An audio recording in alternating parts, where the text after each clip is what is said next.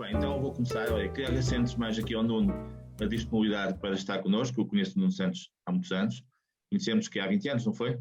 Na altura em que... Um bocadinho menos, já vai sendo quase 20 anos já. Exatamente. Na altura em que eu e o Diogo Vasconcelos, que faz agora 10 anos que ele morreu, portanto tudo isto é celebrações do bom sentido do termo, né? Celebrar a memória. Portanto, o Nuno é uma pessoa, de facto, absolutamente fantástica pela experiência que tem tido, quer do ponto de vista mais empresarial, quer do ponto de vista de serviço público, e deu-nos o prazer de ter sido há poucos meses convidado para presidente da Agência de Coesão e Desenvolvimento, que é, de facto, uma entidade pública que tem uma responsabilidade absolutamente central naquilo que vai ser, e já está a ser, a gestão dos fundos comunitários. Portanto, não só do ponto de vista de coordenação estratégica, mas também de acompanhamento e de monetização e de assegurar que tudo corre bem. E, portanto, o Nuno, de facto, é uma pessoa que alia a um conhecimento profundo destes temas, uma grande capacidade prática e operacional, e, portanto, eu não tenho dúvidas de dizer que é a pessoa certa no lugar certo, e com a máxima clarividência, e acho que isso é consensualmente já de muito tempo. Portanto, Nuno, mais uma vez, muito obrigada. Nós vamos ter, portanto, os primeiros 15 minutos da apresentação e depois iríamos ter aqui uma discussão aberta, que as pessoas vão dar a sua opinião, fazer perguntas, para que saiamos aqui todos relativamente elucidados sobre o que é isso de Portugal 2030 daqui para a frente, está bem? Muito obrigado, Nuno. Palavra tua, então. Obrigado. E obrigado. Estou a ouvir algum feedback? Se pudesse-me fazer a gestão do microfone. Obrigado pelo convite, obrigado pelas palavras. Quem conhece o Jaime sabe que ele tende a ser é generoso e normalmente com a generosidade vem algum exagero nos atributos. Eu realmente tenho é a terceira vez que faço funções públicas da minha vida profissional pós-faculdade.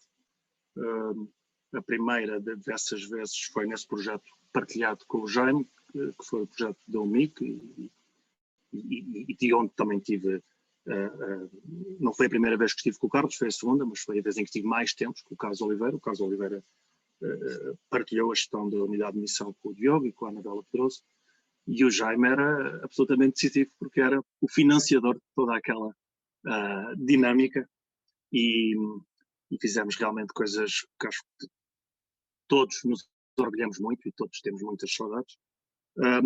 Depois tive uma experiência privada, acabei por voltar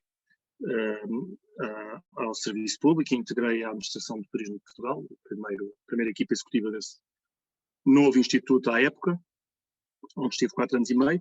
Depois tive 10 anos à frente de uma empresa de sistemas de informação e agora a vida dá voltas e decidi, a partir de uma conversa mais ou menos tertúlica, portanto, cuidado com as conversas de pendor tertúlico, porque depois podem resultar em convites, uma conversa tertúlica sobre a bazuca e a execução destes volumes de dinheiro. Apareceu o desafio e eu achei que tinha condições pessoais e familiares, nomeadamente do ponto de vista do embate no orçamento da família, para aceitar o exercício de funções públicas durante um tempo. E isso neste contexto muito particular de transição de quadros, o PT 2020 para o PT 2030, somados de um instrumento diferente, excepcional, mas eventualmente também o início de uma nova forma de pensar fundos europeus, que são estes chamados programas de nova geração. E a Agência para o Desenvolvimento e a Coesão é responsável pela coordenação técnica destas matérias em Portugal, é ponto focal da Comissão, tem aqui um trabalho exigente, num ecossistema onde estão muitos atores, atores políticos, atores públicos, atores privados, e eu vou ver se consigo dar um contributo nos temas, vamos dizer, não técnicos, ajudar a que a estrutura comunique melhor e que a estrutura funcione melhor. E se conseguir fazer isso, acho que já somei qualquer coisa.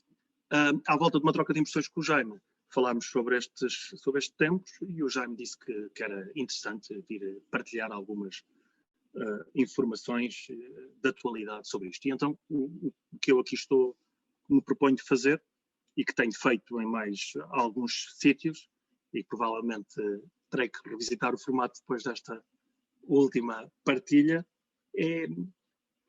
é tentar garantir que há alguma informação simples, estabilizada sobre o PT 2020, o PT 2030 e o PRR, que são presente e futuro, a partir de um documento que o Governo aprovou em novembro do ano passado, chamado Estratégia Portugal 2030.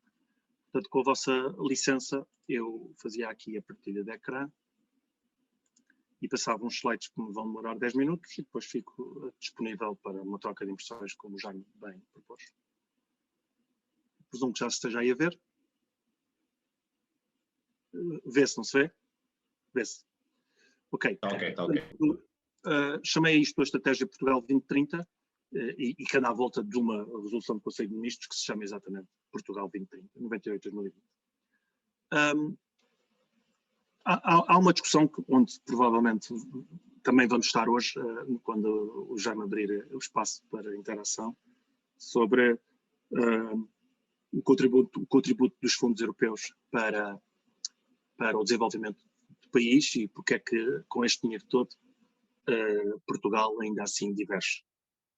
E isso é um tema bem complexo, desde logo do ponto de vista técnico, mas naturalmente apetecível do ponto de vista político, e eu acho que vale a pena confirmar as coisas boas e depois perceber as coisas que possam faltar para que a realidade seja ainda melhor do que alguns indicadores já evidenciam.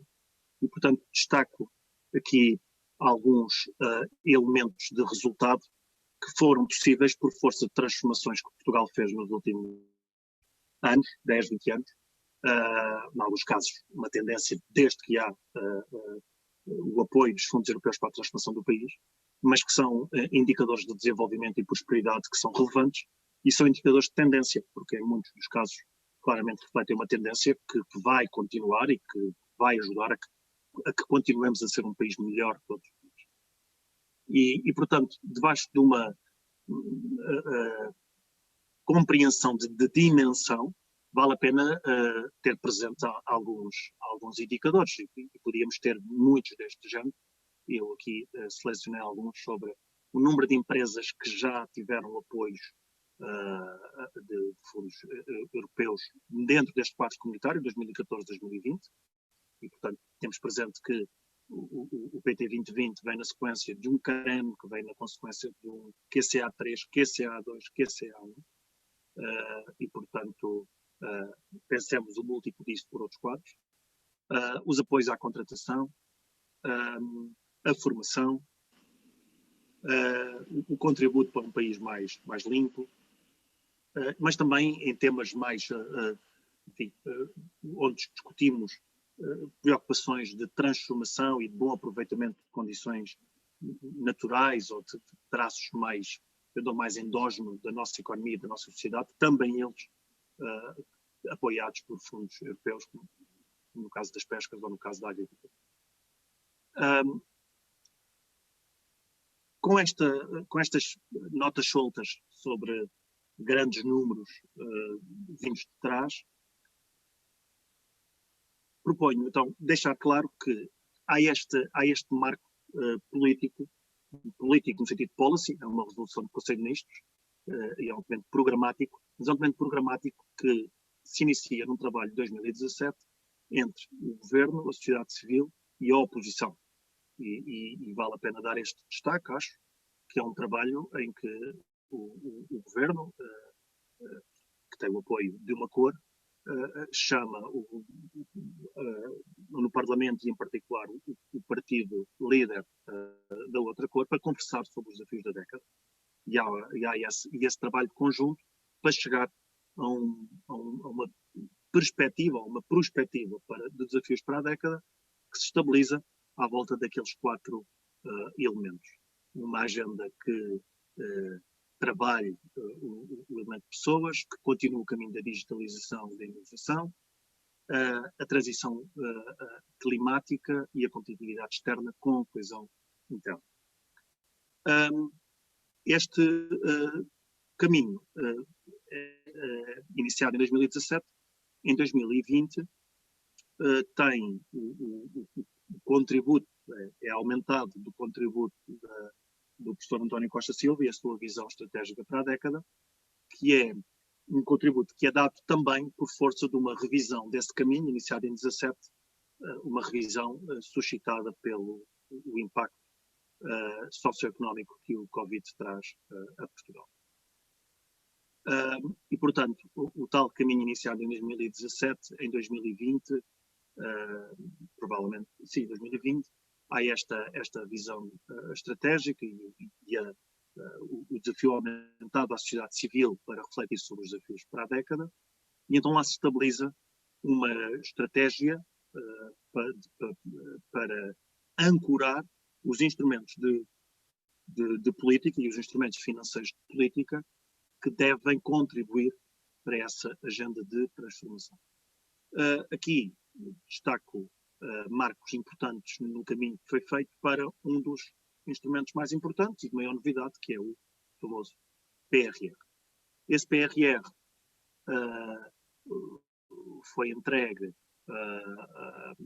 no início de maio, final de abril, eu não estou bem ciente da data, aliás, sim, foi à volta de final de abril, porque depois havia um tempo regulamentar de até 2 meses para poder ter uma apreciação definitiva por parte dos serviços da Comissão, que deve culminar numa aprovação formal do plano para Portugal e mais um conjunto, espera-se, significativo de países no Conselho de Ministros das Finanças de meados de junho, próximo. E desse plano, a partir do momento em que ele está aprovado, deverá haver um primeiro movimento financeiro significado para as contas portuguesas e para as disponibilidades de apoio à economia e a projetos de transformação do Estado, que é o adiantamento de 13% do valor total do programa, cerca de 2.100 milhões de euros, que provavelmente serão transferidos para Portugal, provavelmente já em julho. E nós, aqui na agência, a agência fez um trabalho de assessoria técnica à produção desse documento, muito participado pelo Governo e pelas assessorias governamentais, mas com um exercício de pilotagem ou de pivotagem parte da agência, e é também a agência agora que assessora o Governo no segundo instrumento de significado, que é o Portugal 2030, onde vamos estar a trabalhar neste segundo semestre para, espera-se, haver Portugal 2030, novo quadro comunitário a funcionar no início do ano que vem. Este do ponto de vista financeiro é o slide que pretende sintetizar o significado deste muito dinheiro na década e os famosos 60 mil milhões de euros que se fala agora para o período de 2020-2030.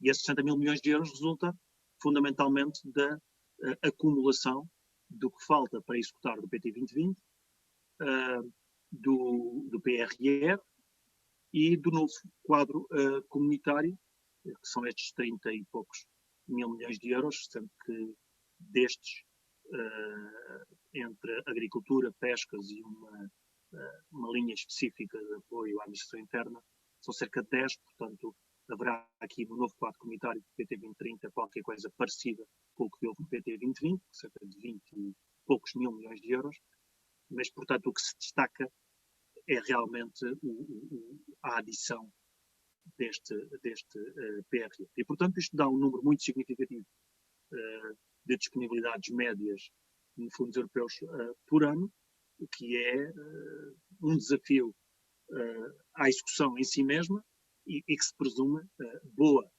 execução.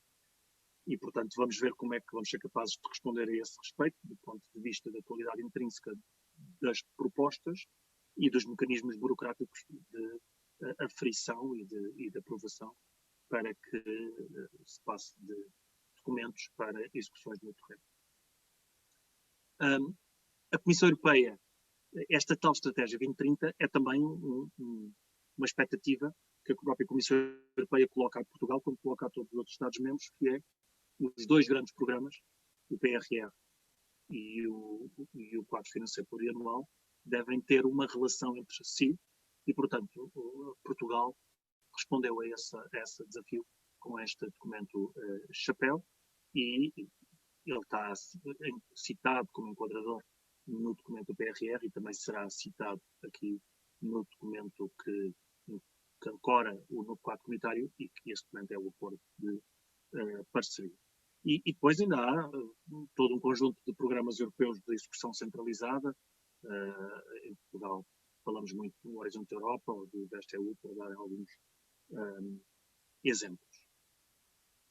Portanto, o estado da arte no Portugal 2020, se os contratos fossem todos executados, já havia um desafio de execução. Ora, sabe-se, isto é aceitável do ponto de vista regulamentar, porque se sabe que há muitos contratos entre a sua apreciação e aprovação inicial, e depois a dinâmica de execução, há um hiato de tempo e a pandemia aumenta essa realidade. Há um hiato de tempo que pode fazer rever as condições que estiveram na aprovação inicial, que se chama uma taxa de quebra, e portanto, trabalha-se com essa gestão do overbooking nessa condição. Para já, há uma execução de cerca de 60%, que compara com as melhores da Europa do ponto de vista de volume, e os quadros comunitários normalmente têm execuções muito aceleradas na parte final. No PRR, esta é a estrutura em que ficou o documento final, com 20 áreas de intervenção, cerca de 80 e qualquer coisa de investimento, linhas de investimento ou projetos de investimento, e 37 formas, e isso também tem sido um tópico de alguma discussão agora nos últimos tempos, que é essa combinação entre a verificação dos investimentos e a verificação das reformas, porque os desembolsos são função das duas coisas. Os desembolsos para os investimentos são função da verificação de um conjunto de reformas, e a comunicação social tem falado de algumas que se antecipam de alguma discussão. Portanto, vamos ver como é que a dinâmica governo, administração e sociedade civil se vai desenrolar a esse respeito. O PT 2030, para já, o que vale a pena destacar é que está aqui, e também já estava aqui em cima, vai ser programado em função de um conjunto de objetivos de política. Posso também destacar que vai ter uma novidade grande em relação ao quadro comunitário atual, que é a existência de um só programa operacional para os temas relacionados com pessoas, os temas normalmente financiados pelo Fundo Social Europeu, a nível nacional, temático. Atualmente existe um programa operacional para os temas mais próximos da educação e um programa operacional mais próximo dos temas de segurança social, de trabalho, inclusão social. Haverá um só programa, e isso vai ter significado do ponto de vista de política pública. E como referi há bocadinho e repito, terá um trabalho agora que tenderá a acelerar no mês de julho, para ver se está a funcionar eu já referi em outros momentos, janeiro, que já acho muito difícil. O governo insiste para que haja espaço técnico para podermos ter alguma abertura ainda em dezembro. Portanto, vamos ver se a técnica consegue acompanhar a vontade política para verificar esse objetivo. Com estes instrumentos combinados, o que me parece que é importante, do lado da administração, é que se continue e que se acelere um caminho de simplificação de mensagens, de estabilidade mais longa entre o que se pode anunciar e o que se vem a fazer, e um processo de simplificação de processos que tem ainda muito caminho para fazer nesta área, e vamos ver se melhoramos esse respeito. Do lado da sociedade, organismos privados, associações, terceiro setor, o que me parece que é mesmo importante é que se estudem bem os documentos. Há muita informação que ainda vai ter que ser trabalhada para ser muito clara do ponto de vista da sua consequência operativa, mas há muita informação disponível. É uma evidência que haverá muito dinheiro e, portanto, uma sociedade empenhado, organizado, independentemente do momento da discussão dos modelos, daquilo que gostamos mais ou gostamos menos, sobre mais Estado ou mais sociedade, tem um tempo, a ver se somos mesmo capazes agora, do ponto de vista da execução, de executar e de nos organizarmos para executar. Esse é claramente o desafio que eu acho que Portugal vai ter pela frente. E é isto, Jaime. Acho que teve sempre muito bem, muito objetivo, muito claro. E vamos então agora começar. E eu pedi ao bastonário dos economistas, que nos dá o prazer de estar aqui, de ser ele o primeiro a começar, até por uma questão institucional, e depois continuaremos com as outras pessoas. Bastonário. Obrigado, Jaime. Institucional não será nunca nada do que eu gosto, mas de qualquer maneira agradeço essa distinção, digamos assim, que é muito própria também do Jaime, que aliás o Nuno Santos disse bem, é um homem generoso e é um homem que gosta de nos fazer comparticipar nestas questões e nestas discussões. Eu devo dizer que gostei muito, porque deu-me uma visão muito, muito resumida e muito conjugada de tudo aquilo que nos espera. Eu, independentemente de ser durante temporariamente, porque isto tudo é temporário na vida, bastonário, eu tenho várias outras funções todas em pro bono e, portanto, eu já estou incluído nos observatórios possíveis dos fundos que vamos receber. Estou no Conselho Económico e Social, estou na própria Ordem, estou na Missão Crescimento, que é um think tank, e, portanto, eu diria que o que não vão faltar são observatórios sobre aquilo que se vai passar. De qualquer modo, esta gestão de fundos é importante porque ela não representa, digamos, a solução final e definitiva para o nosso desenvolvimento, mas chega num ponto que é importante. É que nós temos anos e anos de reformas adiadas e de políticas públicas que não conseguimos passar à prática. E, portanto, nós temos noção todos, em termos gerais, sociedade, empresas e Estado, quais são as reformas que precisávamos ter feito. Não é já neste governo, nem do anterior. Eu diria que há cerca de 20 anos a esta parte. E quais são as políticas públicas nos vários domínios, educação, saúde, segurança social, também devíamos ter feito a tempo, mas que estamos agora na altura de ter que as aplicar. Claro que eu temo sempre muito que quer umas, quer outras, possam de novo ter todos os pretextos para serem adiadas, porque tem havido sempre dificuldade na sociedade portuguesa a que eu pertenço de fazer reformas e de fazer, digamos, vingar determinadas políticas públicas. Porquê? Porque eu acho que os partidos que nos governam, e já temos quase 50 anos de democracia, nunca disseram aos cidadãos que é preciso, por vezes, fazer sacrifícios, que é preciso, por vezes, fazer alguns recuos para depois avançarmos. E, portanto, em geral, as pessoas pensam que é sempre em frente, vamos sempre para melhor e não querem sacrificar absolutamente nada, quando, por vezes, e agora desta transição digital, isso é importantíssimo, temos mesmo que sacrificar algumas práticas e alguns costumes que temos para avançar noutro sentido. E, portanto, a minha expectativa é que consigamos fazê-lo. Eu sou normalmente positivo, mas tenho dúvidas a todo momento. E por essas razões, digamos, anteriores, que nós arrastamos ao longo dos anos. De qualquer modo, eu acho que há neste projeto todo, desta década de praticamente 10 anos, há aqui 4 coisas muito importantes. Em primeiro lugar, uma que, aliás, até este governo, no último PNR, já classificou como o principal problema, que é a questão da qualificação dos portugueses.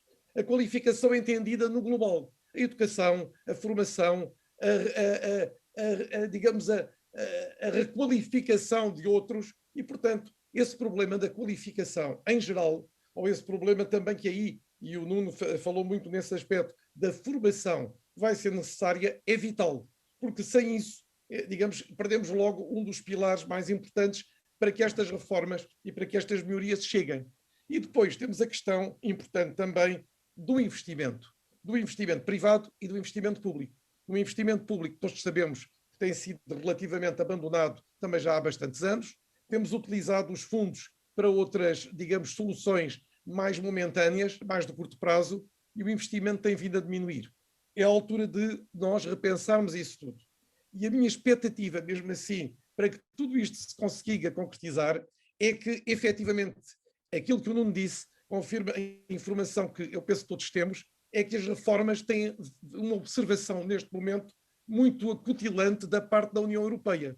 E, portanto, sem nós fazermos as reformas, sem nós aceitarmos reformar, sem nós aceitarmos modificar políticas públicas, não avançamos na concessão dos apoios, dos fundos. E, portanto, é necessário um caminho muito longo, mas um caminho muito concertado. Vamos ver se conseguimos fazê-lo, porque depois a questão do pilar social, da inclusão, a questão mesmo digital, a questão das energias renováveis, eu penso que isso tudo vem por acrescento. Eu, não querendo agora ser orador de maneira nenhuma, ia só perguntar ao Nuno uma coisa importante que para mim, nesta onda toda, digamos, fundamental, que é, naquilo que já temos agora, e antes de vir os prometidos fundos de julho, falou e bem na questão do Portugal 2020, já ter uma taxa de execução à volta de 60%. E haver outros projetos que até, segundo eu entendi, vão para além dos 100%. Ora, este Portugal 2020, como os outros quadros anteriores de apoio, pode vir a não ser totalmente preenchido, porque por vezes depois não se consegue, digamos que, aproveitar todos os fundos que são disponíveis. Qual é, digamos agora, o limite de tempo do Portugal 2020 para esses projetos? E depois, a segunda questão tem a ver com a questão do próprio, digamos, e falou nisso, da própria simplificação de processos. Não sei se já se pode elaborar um bocadinho isso, porque isso é muito importante também, visto que normalmente os processos são complicados e todos esses custos depois às vezes afastam até as empresas e os interessados para esses apoios. Obrigado, Paulo Jaime. Nós vamos, se calhar, fazer aqui pacotes das perguntas. Eu passava agora ao Paulo Simões, que vem agora do setor privado, ele está numa consultora dos recursos humanos conhecido e é também um grande estudioso destes temas. Paulo, agradecer, pronto, conversa aqui alguma ciência entre todos e questões para darmos o oportunidade a todos, está bem? Muito obrigado. Com certeza. O primeiro ponto tem de ser, obviamente, um agradecimento ao Jaime. O segundo ponto, um agradecimento pela enorme coragem do Nuno Santos, que me conhece há muitos anos e sabe que eu venho aqui estragar-lhe o tema. Portanto, eu vou tentar fazer essa parte, Nuno, tentar estragar essa parte mais otimista que tu normalmente tens, pá, e que eu adoro em ti. Tu sabes que nós somos tipos diferentes, pá, e portanto isso tornará o meu comentário muito mais interessante, espero eu. Eu tenho 10 pontos, eu vou tentar ser breve, Jaime, mas eu tenho 10 pontos que gostava aqui de compartilhar convosco. Os primeiros 5 sobre a estratégia 2030, os primeiros 5 sobre a estratégia 2030 e depois os segundos 5 pontos sobre um plano alternativo que também foi apresentado à União Europeia. Muito bem. Então, vamos lá. Primeiro ponto, sobre a estratégia 2030, que eu tive a oportunidade de ler, nomeadamente a estratégia Portugal 2030, aquilo que foi apresentado há uns meses atrás, aquilo que eu gosto é que começa logo com as citações certas. Uma citação do Seneca, depois, que também existe num ditado chinês, não há vento favorável para aquele que não sabe para onde vai, e que o Nuno e o Jaime já me ouviram dizer isto várias vezes ao longo da minha vida, portanto, qual é que é a ambição para Portugal, qual é que é o plano, para onde é que queremos ir, esse é um ponto determinante, e portanto um plano que começa com esta citação, desde já tem um ponto positivo a seu favor. Depois aqui, o segundo ponto é que há coerência, não é? Ou seja, começa realmente com o plano do professor Costa Silva, depois daí há declinações sucessivas até chegarmos àquilo que é hoje aquilo que o Nuno nos trouxe e que falou connosco, e portanto essa coerência para mim é relevante. Eu acho que é coerência errada, mas pelo menos há coerência. O terceiro ponto é que o plano do professor Costa Silva no início, o início desse plano menciona, nos 5 primeiros pontos, menciona explicitamente o tema das empresas e o tema do setor privado. Se vocês forem ver, o que ele diz em termos das respostas aos constrangimentos estruturais, o primeiro ponto é colocar as empresas no centro da recuperação da economia, transformando-as no motor real do crescimento e da criação da riqueza. E depois os 4 pontos a seguir são todos sobre o setor privado, sobre as empresas, sobre a importância das empresas para realmente o nosso crescimento enquanto economia, enquanto país. Mas depois começa a descambar. E começa a descambar quando ele começa a falar das alternativas que não são verdadeiras alternativas. Na prática é tentar pôr tudo no mesmo saco portanto, não se torna claro quais é que são as opções políticas que têm de ser, que estão à frente do país. E os eixos estratégicos, depois mais para o final do documento, ainda são menos claros e deixam por completo de mencionar o setor privado e as empresas. E, portanto, este plano do professor Costa Silva acaba por começar bem e acabar mal. E depois isso consubstancia-se na agenda estratégica do Portugal muito centrado no Estado. E isso é a primeira pergunta, esse é o primeiro tema, Nuno, que eu gostava de que tu depois salientasses, não é? Porque claramente o Portugal 2030, ou a estratégia Portugal 2030, é uma opção estatizante. É uma opção estatizante em que as empresas e o setor privado estão completamente subalternizadas àquilo que é esse papel do Estado e que, sobretudo, insiste na mesma fórmula de desenvolvimento do país e que já provou que é a fórmula errada, em que o Estado está no centro desse desenvolvimento. Estes são os meus 5 pontos. Muito Agora, bem. a alternativa, se me permites, já mais uns minutos, Sim, a alternativa sim, que eu gostava de falar convosco, e também tenho 5 pontos para falar convosco, é a alternativa da Grécia e do plano Greece 2.0.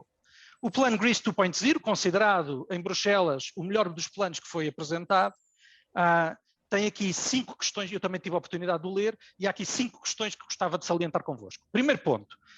Eles começam por dizer, a Grécia, e quer a gente queira, quer não queira, acho que é um bom ponto compararmos com a Grécia, em vez de estarmos permanentemente a comparar com países do norte da Europa, enfim, para ver como é que estas coisas foram feitas. O primeiro ponto é, eles dizem explicitamente, this is not just about investments. Isto não é só sobre investimentos, isto é sobretudo sobre uma transformação profunda, económica e social, que tem a ver com eficiências económicas. E é isso que eu não vejo no documento português. Não vejo esta parte da transformação, vejo mais do mesmo, mais a tirar dinheiro às mesmas coisas.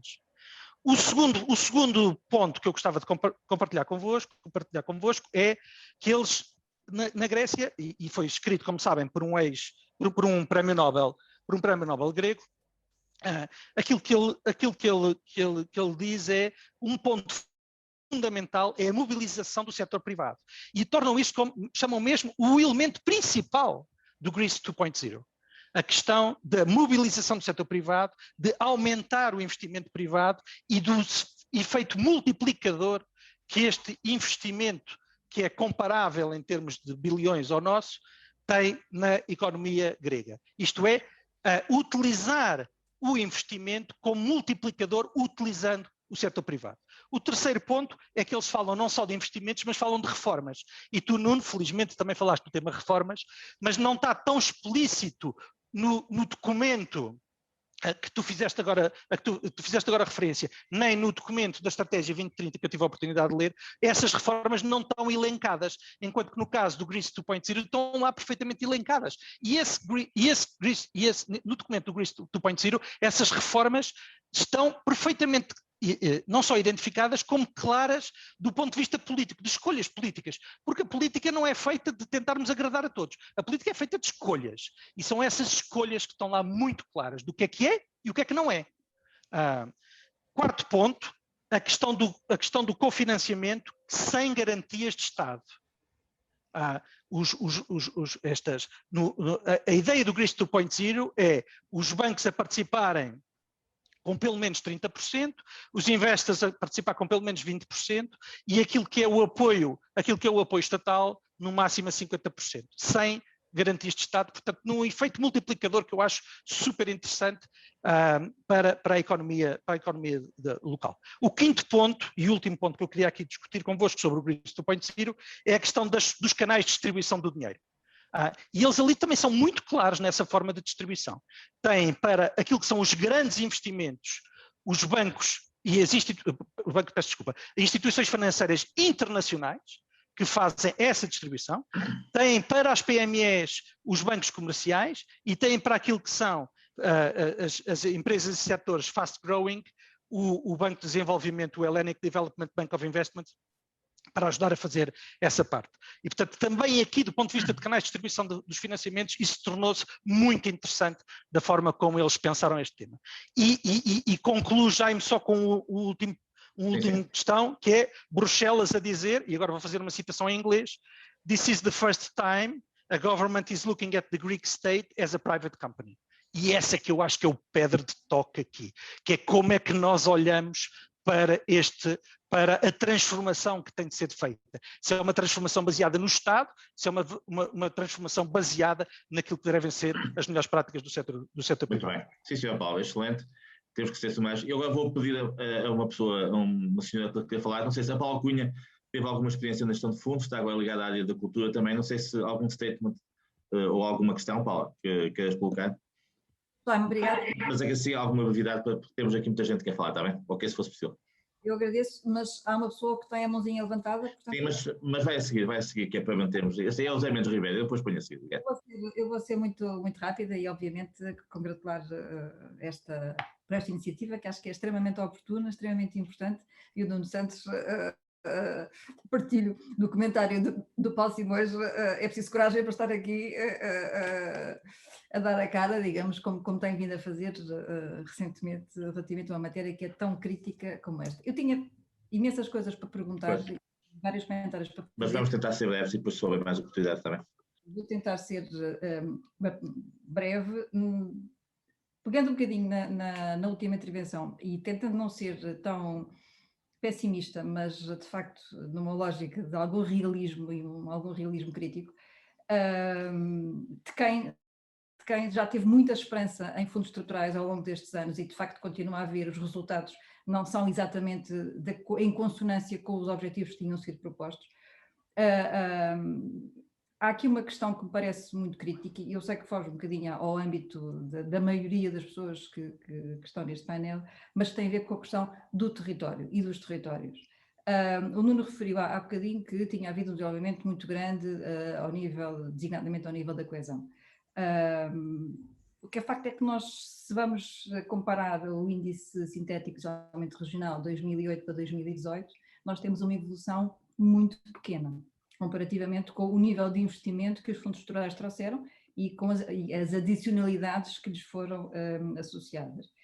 Eu notava que apenas 3 das 30 sub-regiões em 2008 estavam acima da média e em 2018 apenas 4, não é? Embora tenha havido aqui uma pequena alteração ao nível das brutos, mas efetivamente não houve uma evolução tão importante e tão significativa e o território continua a estar continua a sofrer bastante de desigualdades, sobretudo ao nível da coesão, mas não só. E, portanto, obviamente que isto não tem a ver com a pandemia, isto é um processo histórico. E, de facto, este investimento todo que foi efetuado ao longo destes últimos quadros, e o Nuno referiu muito bem o que é CA1, o que é CA2, o que é CA3, CREM Portugal 2020, nós, se formos ver, se alguns de nós já os lemos todos, se formos ver, acabamos por estar sempre a insistir nas mesmas questões, nas mesmas áreas estratégicas de intervenção. A qualificação dos portugueses, por exemplo, é algo que estamos muito habituados a ver como uma das estratégicas. Eu vou já terminar, mas eu tenho que dizer isto porque de facto... Sim, à vontade, Penso que seria importante finalmente nós definirmos conceitos e o que é que nós queremos com efetivamente, o que é que nós queremos dizer quando falamos em vamos qualificar os portugueses. O que é isto? O que é que isto significa? Vamos desenvolver o território, o que é que isto significa? Portanto, de facto, definir conceitos muito bem, de forma a que finalmente consigamos dar aqui um passo no sentido de concretizar as políticas públicas, que efetivamente eu não tenho dúvidas que são os objetivos deste governo, como foram dos governos anteriores, porque a decisão política é obviamente que quer um território mais desenvolvido, mais competitivo, enfim... mas é preciso de facto concretizar o que é que nós... Porque senão vamos estar daqui a 10 anos a discutir e a ler os mesmos documentos, ou documentos com termos e com definições estratégicas muito semelhantes àquelas iniciais. Tinha uma questão, e calmo já, mas esta é mesmo curiosidade, e no outro dia o Nuno Vitorino referia isto e depois acabou por não ser também explicado. Um dos focos da política de coesão que o documento traz é uma grande ligação a uma maior... Pode ir mal, não pode. Uma grande... Fim de semana, tive os anos da era, por isso que eu peguei... Desculpa, tivemos aqui uma intermissão. É mesmo curiosidade minha, mas isto não nos pode prejudicar depois, porque agora sim, este semestre europeu é nosso, mas nós temos muitos pela frente, não é? E portanto aí depois... Este foco que Portugal pôs na política de coesão em fazer a ligação ao semestre europeu não pode ser aqui depois o enviesamento relativamente aos nossos objetivos estratégicos? É uma pergunta. Não, íamos se calhar fazer aqui uma primeira, está bem, análise destas questões, depois passamos a uma segunda. Obrigado. Ok. Aqui muitas coisas me poderia apetecer comentar, mas eu conto que toda a gente compreenda que eu não vou pôr aqui na condição de secretário de Estado da Presidência do Conselho de Ministros, porta-voz do Governo, ministro da Propaganda, nada disso. O meu percurso fala por mim, acho, e, portanto, nessa condição perceberão que eu tenho que ser especialmente prudente Exato. nas respostas que aqui dou. Porque há aqui muitos comentários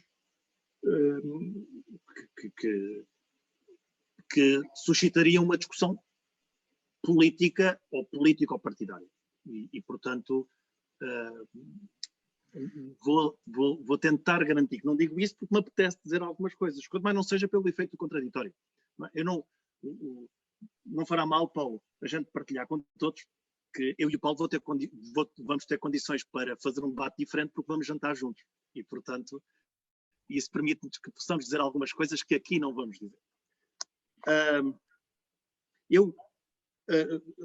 Na parte da Paula, começo do fim para o princípio.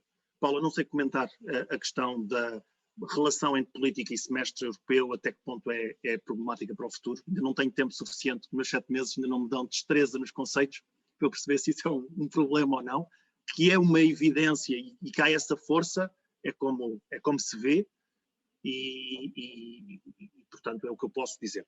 Sobre a frustração que a Paula de alguma maneira passa, não é? E que todos de alguma maneira temos um bocadinho. O que eu acho que é aqui difícil de discutir com o tempo que levo nisto, e estou a tentar contribuir alguma coisa para a resolução dessa dificuldade, é um conceito da estatística muito relevante para a análise económica. É não confundir. A correlação é um conceito amplo. A causalidade é um conceito estrito. Nós tendemos a dizer que o país diverge porque os dinheiros estão mal aplicados.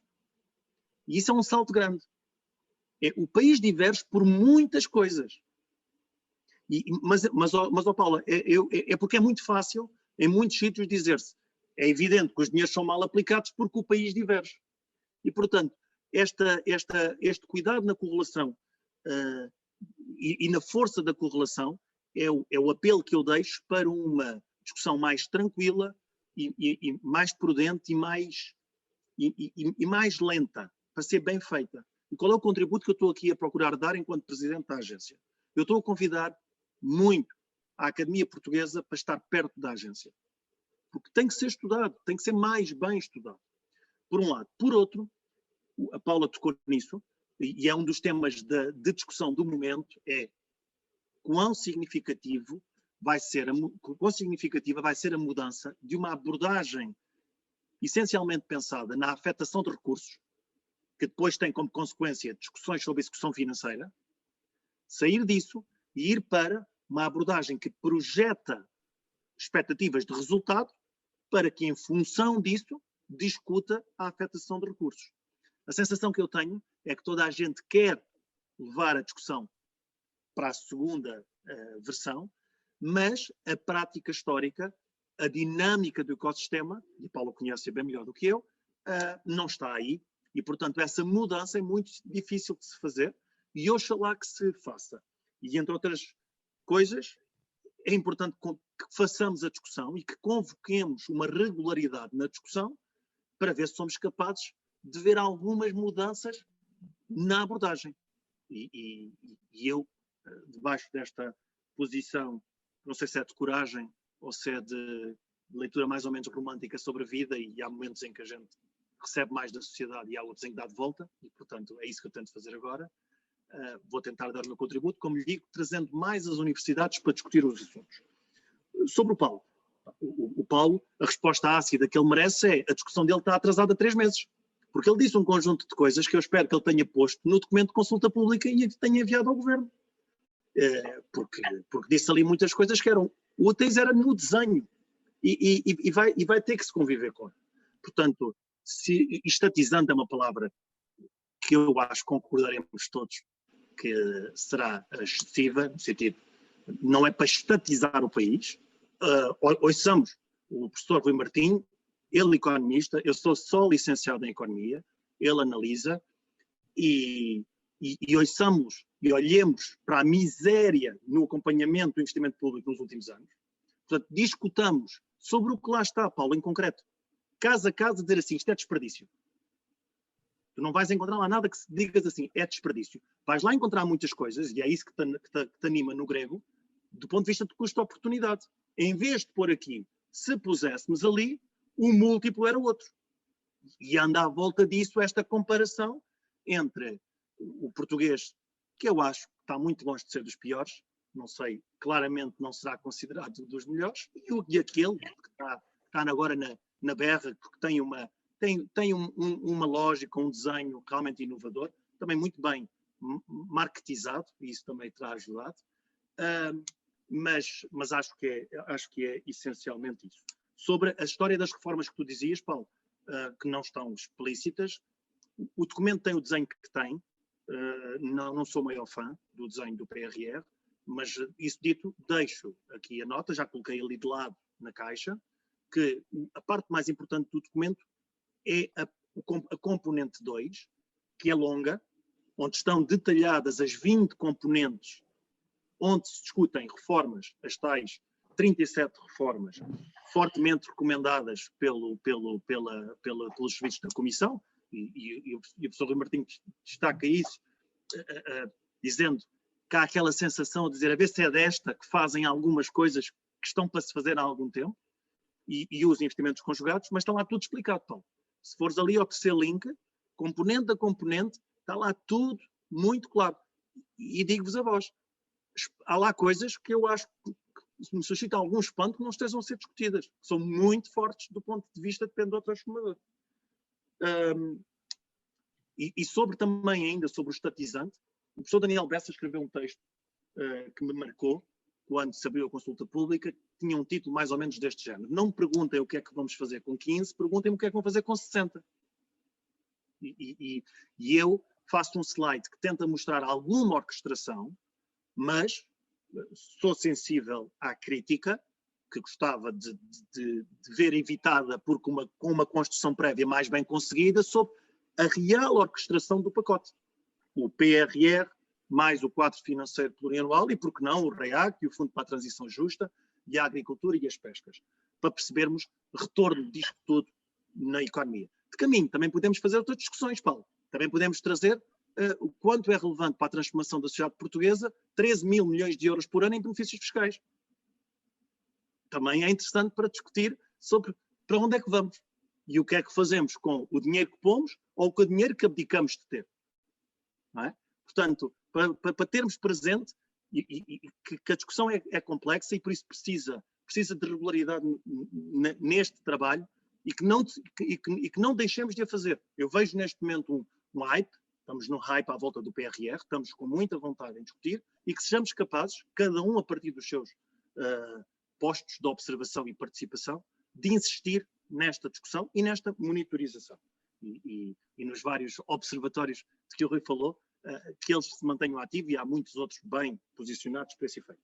Finalmente, sobre o PT 2020, o PT 2020 prevê execução até 2023 e eu acho altamente improvável, Rui, se eu posso tratar assim, que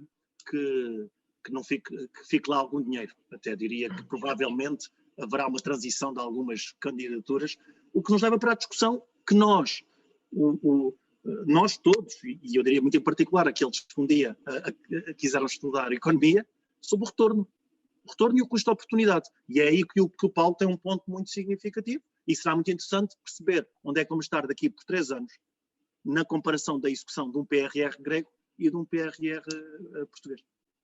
Muito bem, Nuno, excelente. Passamos então ao Zé Mendes Ribeiro, depois a seguir temos o Francisco Sousa Soares, que também já tem responsabilidades nos assuntos militares, e depois a Ana Mendes, e depois no final ainda temos aqui o Paulo Nunes Jáveu, que também é um grande interessado nestas questões, e mais outras pessoas que queriam falar. Portanto, até às 7h15, quase 7h20. Zé Mendes Ribeiro, por favor. Boa tarde a todos. Obrigado, Jaime. Está bem, para ver se conseguimos que as pessoas falem todas.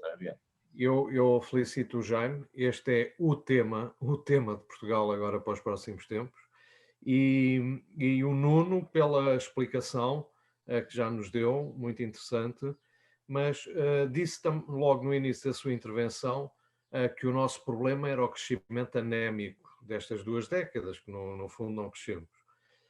A solução, na prática, é este PRR, portanto, um plano que identifica um conjunto de problemas e de soluções. A estratégia que está proposta é uma estratégia que parece privilegiar, digamos, a modernização da administração pública e menos o foco na modernização do país. Com a sua experiência e com a sua inteligência, como é que acha que nós podemos focar, de facto, as coisas no desenvolvimento e modernização do país e não tanto nesta imagem que foi, digamos, sedimentando, que é a administração pública, aqui o foco principal. Era só isso. Muito bem. Francisco Soares e depois a Ana Mendes, por favor. Francisco. Então, boa tarde a todos. Começo por felicitar o Jaime por esta iniciativa muito oportuna e dar um especial agradecimento ao nosso orador, ao Nuno Santos, pelo pragmatismo da sua intervenção. Acho que é a palavra que se ajusta melhor à sua intervenção. Eu deixo aqui só 3 notas para ser rápido. A primeira, lembro-me bem quando negociámos o PT 2020 com a União Europeia em 2013, que a Comissão tinha como grande preocupação os indicadores de desempenho desse mesmo PT 2020. Eu perguntava ao nosso orador como estão a decorrer essa análise desses indicadores de desempenho nos últimos anos. Penso que isso é decisivo para a aprovação da Comissão Europeia, para haver um bom entendimento em Bruxelas sobre os próximos programas operacionais. Depois gostava de lhe deixar aqui uma pergunta sobre a importância da utilização dos empréstimos bancários.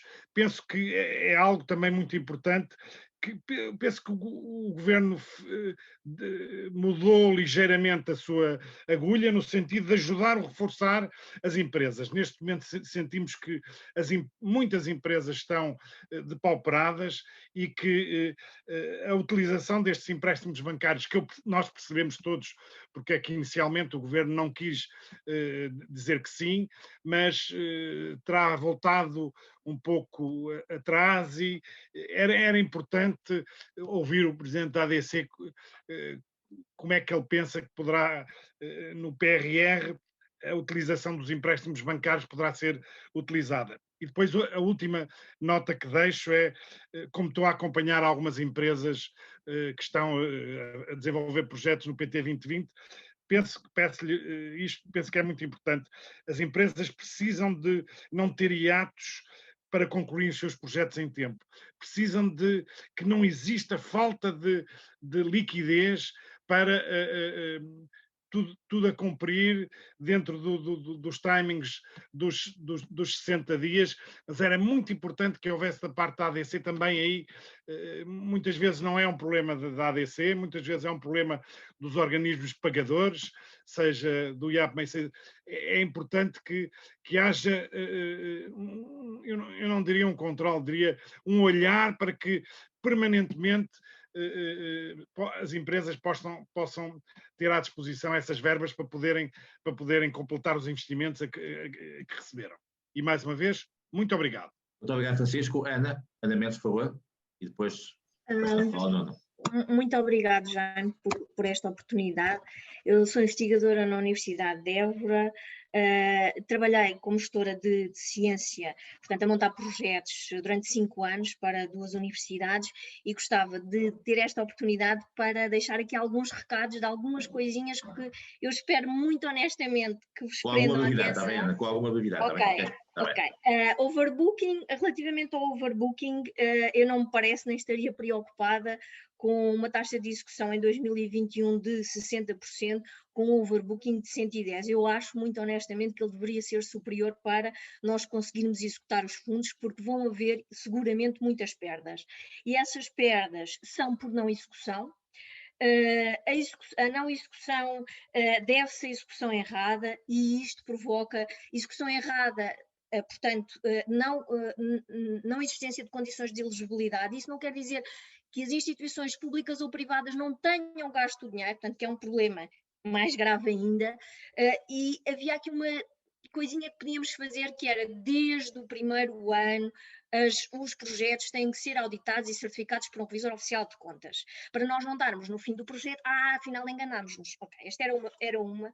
Depois há uma necessidade muito grande de formação dos promotores, para os promotores, para fazerem projetos bons e, consequentemente, dos técnicos que estão à frente das instituições. Esta formação deveria ser feita ou internamente, com recursos, a inclusão de gastos em assistência externa, para existir esta força humana para podermos termos bons projetos, ou externamente, ou apoiam projetos no âmbito, criam alguma coisa que apoie projetos de clusters e seja o que for para estes promotores.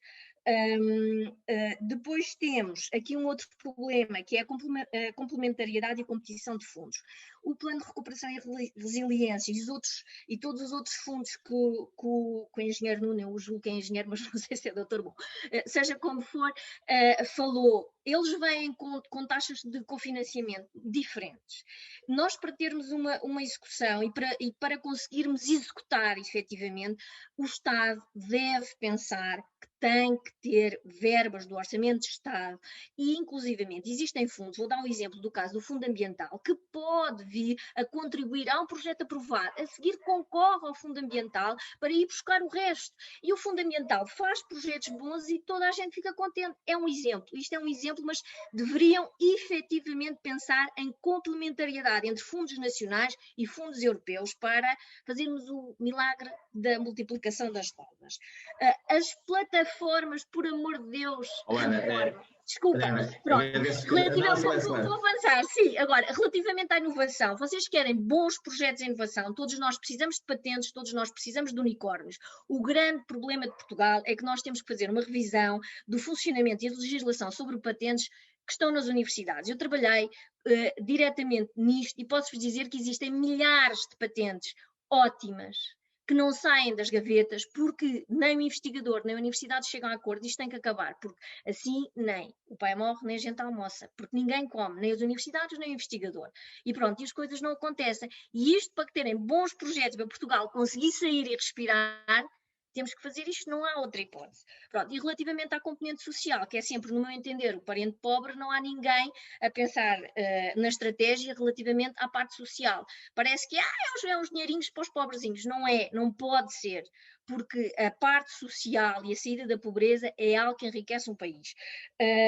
E deixo aqui também um desafio ao professor Jaime Quezado relativamente à organização de uma sessão sobre, então, qual é o foco? Porquê? Porque eu assisto sistematicamente ao longo de 3 quadros comunitários que já acompanho, a que as estratégias de especialização inteligente sejam definidas por pessoas de topo, no almoço, eu vou ser assim um bocadinho mazinha, mas no almoço, ou em 3 ou 4 ou 5 jantares, e depois o que acontece é que nem aquelas pessoas os vão fazer e ficamos todos estrangulados com isto. Portanto, há que pensar em estratégias de especialização inteligente eficientes, que não estrangulem e que deem oportunidade. Pronto, Helena, temos mesmo que Pronto, muito bem. Nuno, então agora um comentário para estas 3 intervenções e depois passamos a uma última ronda, portanto, e estamos nos tempos. Muito bem. Não está sem coisa. Muito bem. Desta vez vou fazer do princípio ao fim, até porque a intervenção da Ana, não sei bem por onde é que hei de começar, qual a pontana. Portanto, vou para as que são um bocadinho mais fáceis na réplica. Começando pelo José Mendes Ribeiro. Crescimento anémico, a solução é PRR, também acho que é um salto grande. Não é? Crescimento anémico, a solução é um conjunto de coisas. E o PRR é um contributo para esse conjunto de coisas. Jesse, eu, como cidadão, mais do que como gestor público, em situação em que agora me encontro, eu acho que o maior problema do país continua a ser o das qualificações e o segundo é o inverno demográfico. E isso tem muito pouco a ver com isto que nós estamos aqui a discutir.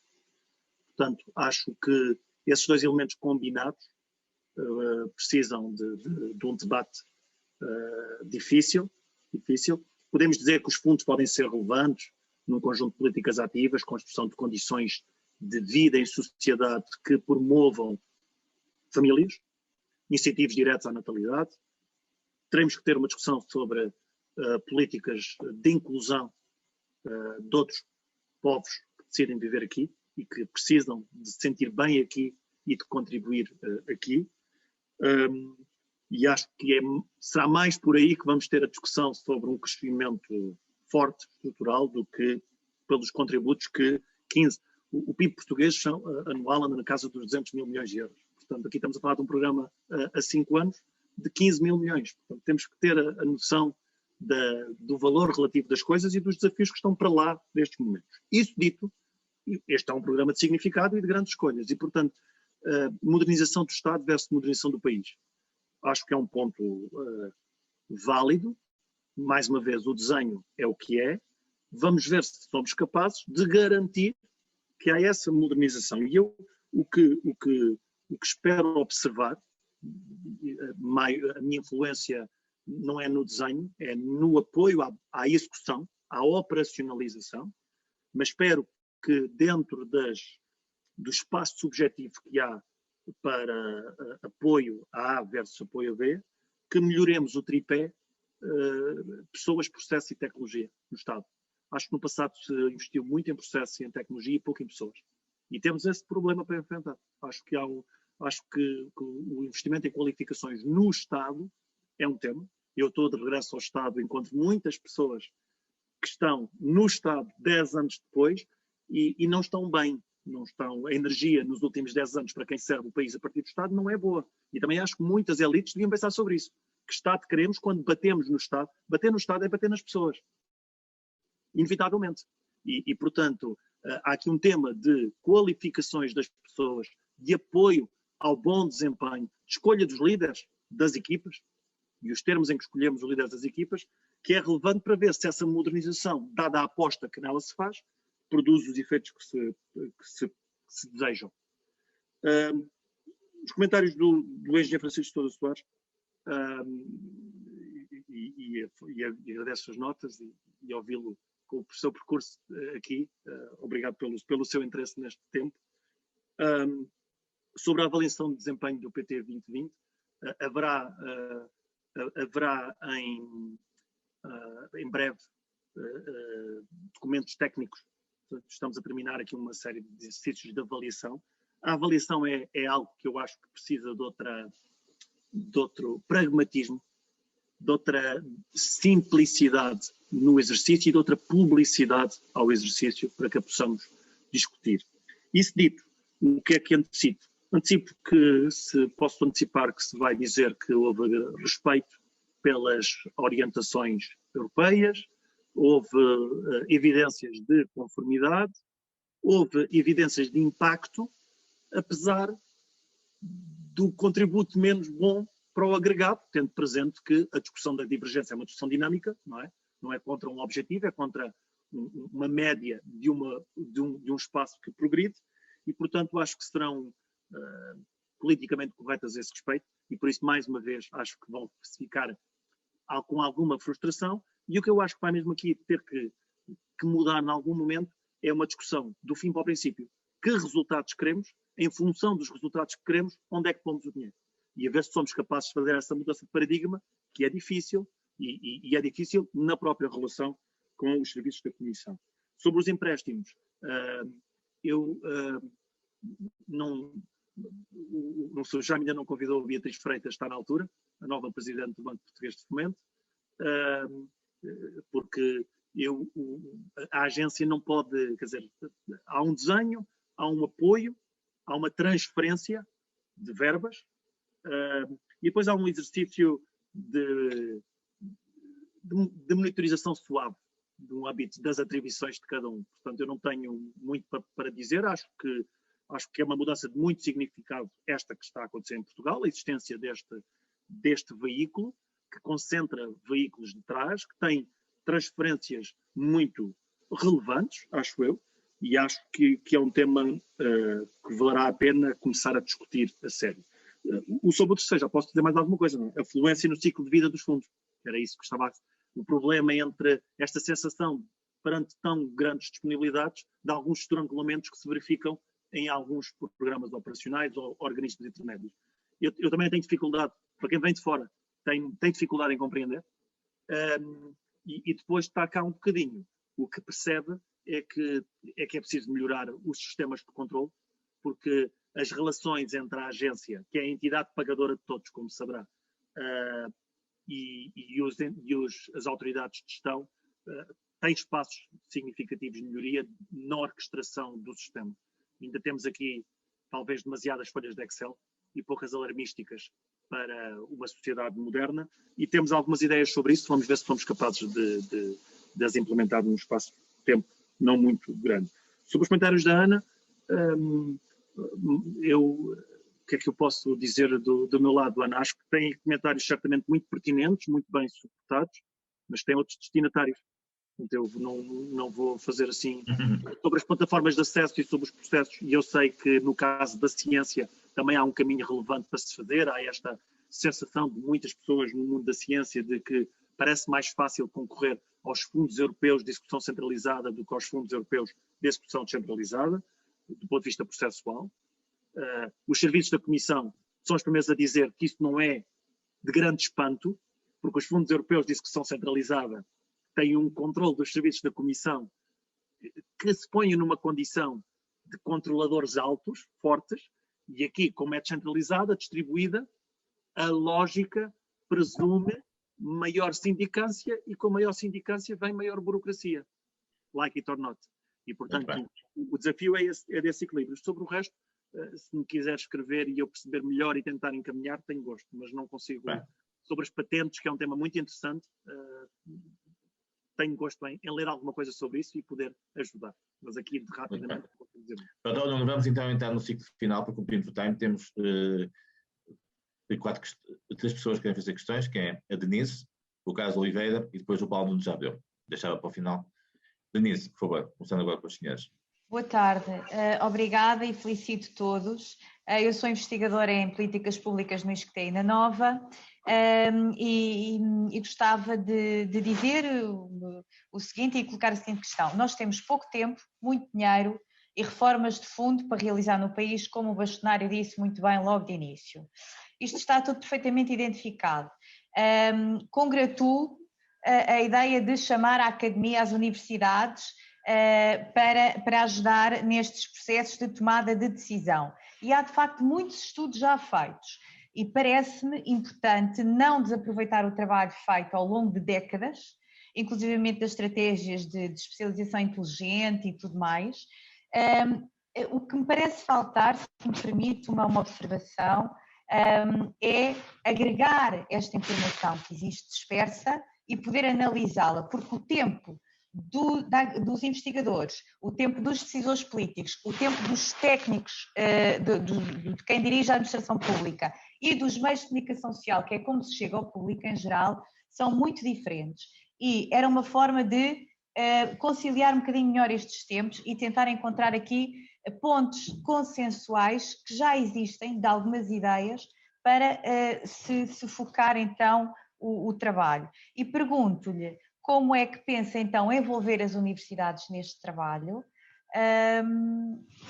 que tem pela frente? Muito obrigada. Muito bem. E Carlos Oliveira? Ok, obrigado. Vou tentar ser breve. Tenho uma recomendação e uma pergunta. Antes, como eu trabalhei com o Nuno Santos, não poderia deixar de dizer que estamos muito bem entregues em termos de seriedade, espírito de missão, coragem, experiência privado-público, competência, etc. Não podia deixar de dizer. A recomendação. Eu também sou muito mais favorável ao modelo do PRR grego do que ao português, mas neste momento isto já está decidido. E, portanto, o que nós temos agora é, a minha recomendação era que houvesse aqui uma estratégia de mobilização e de responsabilização. Porque nós, neste momento, precisamos de melhor gestão, melhor civismo, mais honestidade, precisamos de nós, enquanto cidadãos e agentes privados e públicos, atuar melhor. E já estamos com o PRR como um sebastianismo, é o PRR que nos vai resolver o problema, não nos vai resolver o problema. É uma grande oportunidade, não depende da agência, nem depende do governo, depende de todos nós. E eu penso que uma recomendação, um bocadinho no caminho do que a Denise disse, era criar redes de implementação, de mobilização das universidades e de responsabilização de todos, e não deixar ficar aí como alvo a abater a agência que fica com a responsabilidade, porque eu penso que, efetivamente, nós temos de ter aqui um conceito de cidadania e de responsabilização ampla, porque discutimos muito, mas agora é a altura da execução. E a agência não vai conseguir fazer isso sozinho. E, portanto, eu apostava bastante, logo de início, numa estratégia de mobilização, porque aí vamos ser mais fortes e vamos conseguir executar melhor. Em termos da pergunta, eu não tenho bem a certeza de qual é o campo de manobra do presidente da agência. Estando tudo definido, o que é que o presidente da agência pode fazer em termos de gestão para haver melhores projetos, melhores aprovações? Gostava de saber um bocadinho. Muito bem, Carlos. Passamos então ao Paulo Jardel e depois ainda tem aqui a Joana Neves, que é a nossa... Boas noites a todos, eu faço minhas as palavras do orador. Mas só para dizer, depois temos ainda a Joana Neves, que é a nossa delegada da ICEP em Marrocos. É um prazer estar aqui. Força, Paulo, então, por favor. Obrigada, Jaime. Eu faço minhas as palavras, também felicito imenso aqui o Nuno Santos pelo trabalho que está a desempenhar. A ideia com que eu fiquei da Cimeira das Regiões de Saúde, que fez a honra de fazer o encerramento, foi de que há um trabalho sério e um trabalho até comprometido com os próprios organismos da Comissão para que o plano seja um sucesso e também estou de acordo com algumas das vozes que aqui já referiram que Portugal, infelizmente, sofre muito do problema dos velhos do Restelo. Já Luís Vaz de Camões referenciava este mal nacional dos velhos do Restelo. Portanto, sejamos otimistas neste contexto. Agora, a minha dúvida realmente prende-se com aquilo que o Carlos Oliveira referiu, qual é a margem de manobra da agência que o Nuno preside, tendo em conta que foi criada agora esta unidade de missão, não é? De recuperar Portugal. Portanto, não sou cético em relação a unidades de missão, eu colaborei aqui com o Dr. José Mendes Ribeiro, que fez parte também de uma unidade de missão, acho que podem ter um papel bastante eficaz na modernização, na transformação. Estou curioso de saber qual é o papel da agência com esta unidade de missão. E para terminar, de Marrocos, a Joana Neves, que é uma pessoa que nos dá sempre o prazer de ouvir. A Joana Neves já esteve em vários sítios pelo mundo a representar Portugal, portanto é sempre bom ter esta posição. Por essa, Joana. Ok, muito obrigada. Em primeiro lugar, queria agradecer ao Jaime pelo convite e, naturalmente, ao Nuno Santos pela excelente intervenção para nos esclarecer aquilo que poderá vir, ou que deverá, ou que será o futuro em termos do novo plano. Eu gostaria de dizer o seguinte: eu também já fui gestora de um programa operacional regional, já há mais de 10 anos, mas tenho vindo a acompanhar e as questões não divergem assim tanto desde essa altura até agora. No entanto, eu gostaria de dizer que isto também é uma vantagem de ser a última a falar, esta questão que o Carlos Oliveira, que também o Saúde, que já há alguns anos que não nos vemos, se calhar já nem se recorda de mim, mas trabalhámos num projeto sobre os Estados Unidos aquilo que eu gostava de dizer é o seguinte: eu acho que é extraordinariamente importante trazer as universidades para a agência e, por outro lado, a falta de bons projetos prende-se com aquilo que também já foi dito, que tem a ver com a formação, e não é só da administração pública, são das empresas, que eu recordo-me bem, quando fui gestora, andávamos atrás das empresas para tentarmos ter projetos, para haver execução do programa, porque efetivamente as empresas também não têm capacidade, porque também temos que ter em consideração aquilo que são as características do nosso tecido económico, em que mais de 99% são pequenas e médias empresas e muitas delas com muitas dificuldades em acompanhar estas evoluções tão rápidas que nós assistimos. Mas quando se fala em reformas que são necessárias fazer, obviamente que sim, e eu, sabendo que não é o presidente da agência que vai ou que tem a capacidade de alterar rumo, seja que for, mas poderá ser mobilizador naturalmente para o efeito, que tem a ver, temos que reformar-nos estruturalmente contra o individualismo, seja do ponto de vista das empresas, seja do ponto de vista da administração pública. O grande problema é que todos querem ir individualmente. Depois a outra questão, nós temos que procurar plataformas de entendimento em que as grandes empresas possam ser catalisadoras das pequenas empresas numa perspectiva de crescimento e de poderem internacionalizar-se de uma forma mais robusta. Por outro lado, também há que haver uma reforma estrutural no associativismo. Eu sou pró-associativismo. Agora, nós temos que verificar as centenas de associações setoriais, empresariais que existem, todas a concorrerem a fundos estruturais, todas a concorrerem de uma forma individual, e ouça, basta hoje verificarmos, falaram-se em plataformas, o imenso número de plataformas que estão a surgir por tudo quanto é sítio, muitas vezes para fazer rigorosamente a mesma coisa. Portanto, eu acho que haver uma sensibilização para o individualismo, para uma reforma do individualismo e do associativismo, eu acho muito importante. E a administração pública, de facto, eu pertenço ao setor empresarial do Estado, mas também já trabalhei na atividade privada e também não gosto nada de ouvir uma administração pública diabolizada na circunstância de que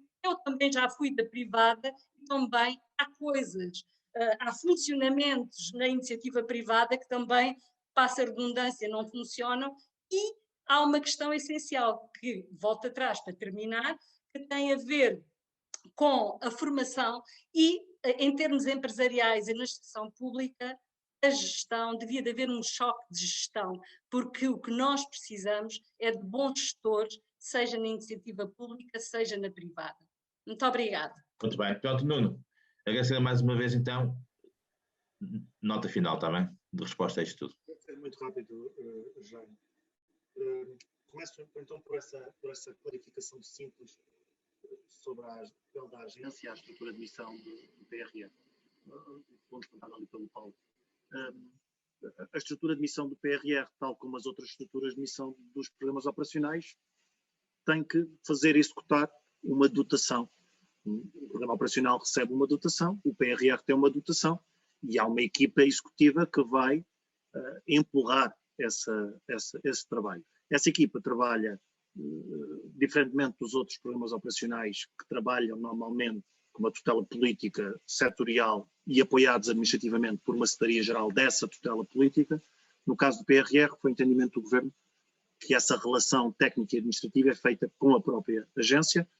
O Fernando Alfaiate, presidente executivo da estrutura de missão, não ficou zangado por eu lhe ter dito que ele, enquanto está neste momento ali numa sala a discutir fluxos e sistemas de informação, eu tinha dito ao Jaime que vinha aqui dizer umas coisas e, portanto, ele está ali a trabalhar com uma equipa da agência uns determinados desenhos para progredirmos. Mas a diferença é essa, ele tem uma responsabilidade de pendor executivo e, portanto, num ecossistema com os beneficiários. O PRR fala nessa figura dos beneficiários intermediários, que na prática vão ser as estruturas públicas que farão elas depois, ou são beneficiários diretos ou vão interagir com beneficiários finais privados, leia-se os IAPMEIs, o Turismo de Portugal, a ANI, e a agência tem uma responsabilidade de coordenação do conjunto, o PRR e os restantes quadros comunitários. E, portanto, na prática, qual é o poder da agência e do seu presidente? O poder de forma é o poder da verificação de um sistema, Carlos. Um sistema que tem uma componente de planeamento, onde se fazem estas assessorias e as programações dos grandes tempos, e tem depois uma monitorização estratégica que tem uma dimensão regulamentar forte, tem depois uma área de operação, onde há uma articulação com as autoridades de gestão, elas sim a tomar a decisão de atribuição de verbas de acordo com regras administrativas que são da comissão que espera que a agência faça verificar, e depois tem um trabalho de controle e supervisão relacionado com a Inspeção-Geral de Finanças, com o Tribunal de Contas, com a Polícia Judiciária. Portanto, eu agora trabalho aqui também com os grupos especiais, todas as semanas tenho umas conversas engraçadas. E, portanto, é o ciclo de vida dos fundos. Poder formal. O poder de facto é aquele que eu vou tentar ter à volta daquilo que tu muito bem, e a Denise falou nisso, e a Joana de alguma maneira, que vou ver se consigo fazer, que é, a partir de uma condição de orquestração, Eu costumo dizer que a minha coordenação é uma coordenação light, até porque a coordenação hard pede reporte hierárquico e esse está noutros sítios da administração e do governo. E, portanto, eu tenho que garantir que o sistema funciona melhor e para isso eu acho que tenho algumas competências úteis ao nível de processos e de sistemas e há espaço para dar algum contributo, mas também acho que trago uma perspectiva em linha com aquele desafio que tu sinalizaste, que a Denise falou, que é temos que ser capazes de fazer um exercício mais de que tentar demonstrar que sozinhos vamos depressa, mas juntos vamos longe. E portanto, tenho algumas ideias a esse respeito e vou também aqui estimulado por algumas boas sugestões. Denise, do ponto de vista prático, o que fiz no imediato foi de forma simples, e aprendi, os meus tempos UMICs convocavam essas formas simples, peguei numa mailing list minha e mais alguns e chamei 20 universidades para falar, as pessoas que eu conhecia. E isso cria uma dinâmica, não é? E que já me levou, em alguns casos, perdeu na primeira porta, noutros já subiu e já tem uma dinâmica. E a Denise trabalha com duas estruturas muito diferentes entre elas, como bem sabemos, uma que está muito madura a esse respeito, a outra que está a querer dar passos, mas está a querer dar passos e está a dar passos. E, portanto, estou a fazer num exercício mais ou menos ad hoc, mas que acredito que, sendo prático e pragmático, produz uma nova dinâmica. Também estou a criar uma relação com as autoridades de gestão, Joana, que percebi que não era muito a prática no passado, muito cientes cada uma do seu espaço, e acho que isso pode ser respeitado, mas pode ser adicionado de uma relação, e, portanto, a lei não prevê, Carlos, em lado nenhum, que eu faça uma reunião mensal com os presidentes das autoridades de gestão. Mas eu propus e eles gostaram da ideia. E, portanto, uma vez por mês, falamos. Temos uma agenda, assuntos da agenda e um espaço para conversarmos. E onde é que podemos ir melhorando. E estou a ver se consigo trazer outros atores para ver se temos um exercício mais de copo meio cheio do que copo meio vazio, sem prejuízo da relevância, da crítica, da vigilância, e não procurando unanimismos, mas a ver se somos realmente capazes de perceber, repito, numa dinâmica colaborativa vamos todos mais longe. Se for uma dinâmica muito incisiva, muito castigadora sempre, o que isso cria é a distância de uns dos outros, e acho que essa receita também já provou o que tinha para provar. Muito bem, Nuno. Mais uma vez, muito obrigado. Foi uma excelente conversa. Agradecer também a presença de todos e fazer votos para que tu e o Paulo tenham um bom jantar e possam, em conversa mais privada, discutir as questões que decidiram a ti. Então, até à próxima, está bem? Muito obrigado.